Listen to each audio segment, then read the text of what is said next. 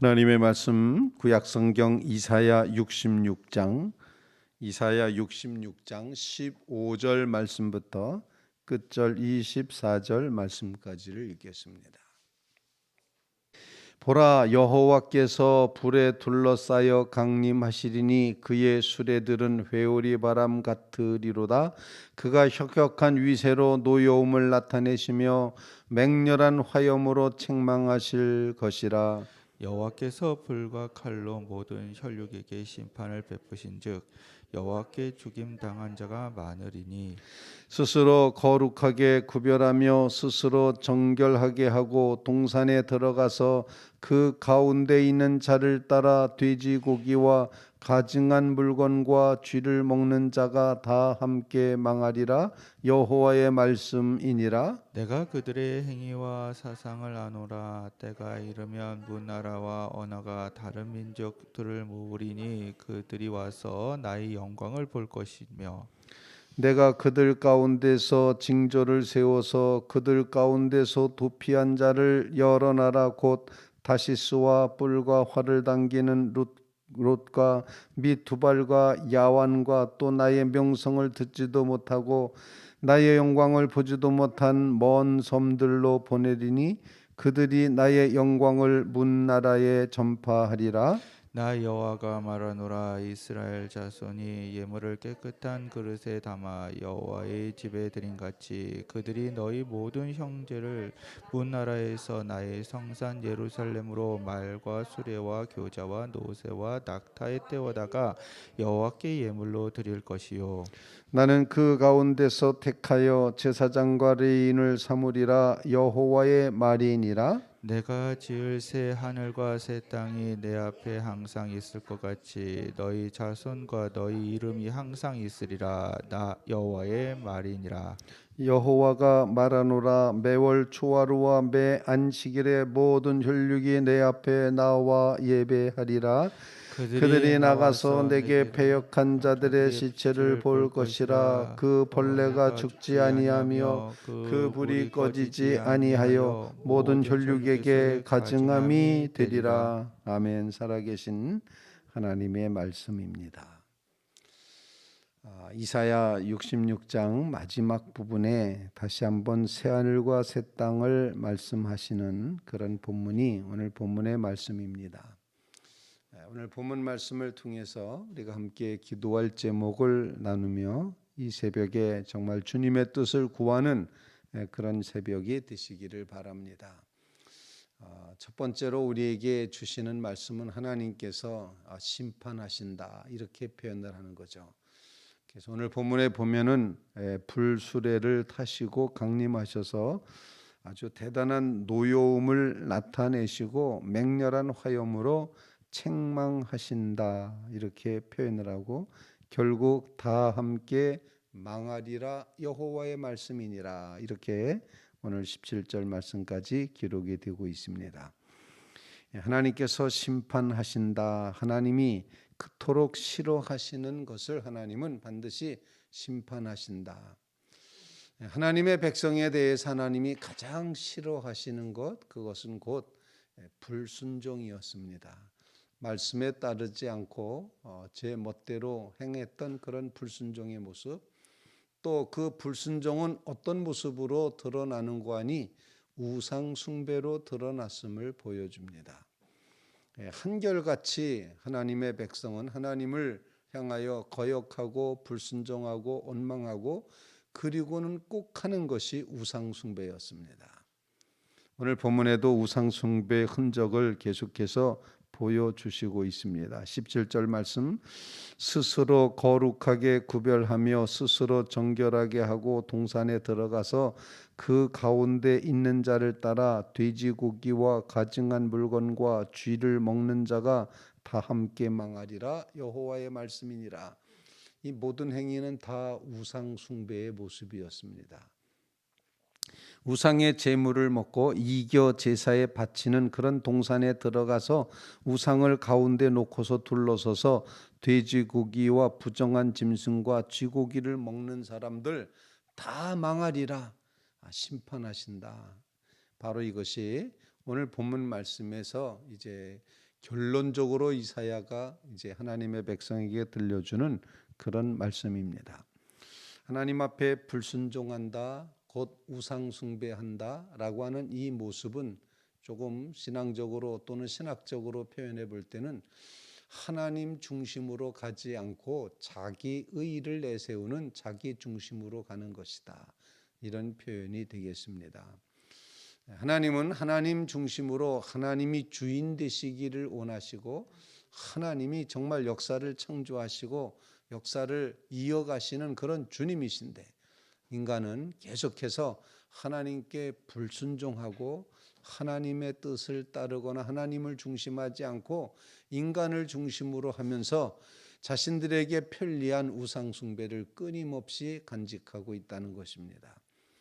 이 우상 숭배의 문제는 오늘날에도 똑같습니다. 우리는 정말 스스로 늘 이제 점검하면서 하나님 우리가 우상 숭배하지 않게 해주시옵소서. 우리 속에 혹시라도 어떤 우상 숭배 흔적이 남아 있다면 하나님 다 버리게 해주십시오. 오직 하나님만이 우리의 주인이십니다. 하나님만이 우리의 하나님이십니다. 이 신앙 고백으로 우상 숭배와 불신장과 자기 의를 넘어서는 믿음의 성도들 꼭 되시기를 주님의 이름으로 부탁을 드립니다. 스스로를 거룩하게 구별했다. 스스로를 정결하게 했다. 이만하면 내가 훌륭하지 않냐라고 하는 자기 의를 가지고 제멋대로 행하는 것, 바로 그것이 교만한 모습이고 우상 숭배의 모습이고 불순종의 모습이고 하나님이 가장 심판하시는, 가장 책망하시는 것임을 오늘 본문에서 보여주고 있습니다. 오늘 말씀에 의지해서 다시 한번 하나님 내 의를 드러내는 이 불신앙의 자리, 우상 숭배의 자리에서 꼭 벗어나게 해 주시옵소서. 정말 하나님만이 우리의 의가 되게 해 주시옵소서. 예수 그리스도만이 우리의 의가 되게 하여 주시옵소서. 이런 간구로 주님 앞에 기도하는 믿음의 성도들 다 되시기를 주님의 이름으로 부탁을 드립니다. 두 번째 부분입니다. 18절로 21절까지의 말씀 부분에 보면은 하나님께서 정말 견디다 못해 마지막에 하시는 말씀처럼 느껴지는데, 내가 택한 이 백성, 내가 사명으로 불러 세운 이 백성이 그 사명을 감당하지 않고 내 뜻대로 살지 않기 때문에 내가 그 사명과 역할을 이방인들에게 넘기겠다, 이렇게 말씀을 하시는 겁니다. 너희가 택함 받았다고 그 보장받은 것 아니다. 너희가 하나님의 백성이라고 인침받은 것, 그것이 다가 아니다. 그 사명과 역할을 감당하며 오직 하나님의 뜻에 따라야 되는데, 만일 너희가 그렇게 하지 않으면 너희가 하나님의 백성이라고, 선민이라고, 이스라엘 백성이라고 택함 받았다고 그렇게 아무리 보장을 한다 할지라도 하나님께서는 그 역할과 사명을 이방인에게 넘기시겠다, 이렇게 표현을 하시고 있습니다. 18절 말씀, 내가 그들의 행위와 사상을 아노라. 즉 이것은 이스라엘 백성들의 사상과 행위를 아신다, 우상 숭배 불순종을 아신다, 이런 말씀이고, 때가 이르면, 견디다 못하신 하나님이 하시는 말씀, 때가 이르면 문나라와 언어가 다른 민족들을 모으리니 그들이 와서 나의 영광을 볼 것이며, 이방인들이 나의 영광을 보게 된다.